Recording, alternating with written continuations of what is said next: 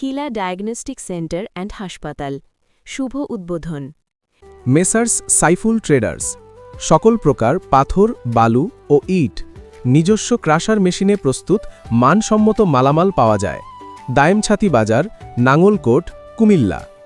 কুমিল্লার নাঙ্গলকোট ও মনোহরগঞ্জ উপজেলার মধ্যবর্তী স্থল খিলা বাজারে ডায়াগনস্টিক সেন্টার অ্যান্ড হাসপাতালের শুভ উদ্বোধন করা হয়েছে। শুক্রবার সকালে আনুষ্ঠানিকভাবে ফিতা কেটে এই হাসপাতালটি শুভ উদ্বোধন ঘোষণা করেন ডাক্তার খালেদা আক্তার লাকি। সমাজসেবক ও রাজনীতিবিদ আব্দুল কুদ্দুসের সভাপতিত্বে প্রধান অতিথির বক্তব্য রাখেন ডাক্তার খালেদা আক্তার লাকি।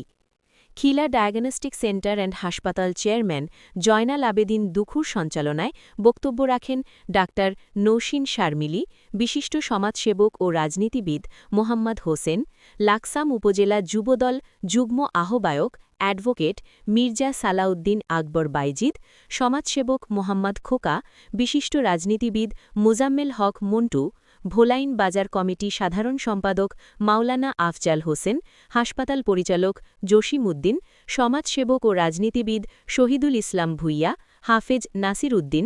এ সময় উপস্থিত ছিলেন খিলা ডায়াগনস্টিক সেন্টার অ্যান্ড হাসপাতাল ব্যবস্থাপনা পরিচালক ডাক্তার বশির উদ্দিন রাজু, ব্যবসায়ী হাসান মাহমুদ সবুজ, সমাজসেবী শাহ আলম ভুইয়া সোহাগ, জুবায়ের হোসেন, হাফেজ জালাল, নিয়াজ মোরশেদ, দুবাই প্রবাসী আবুল কালাম প্রমুখ।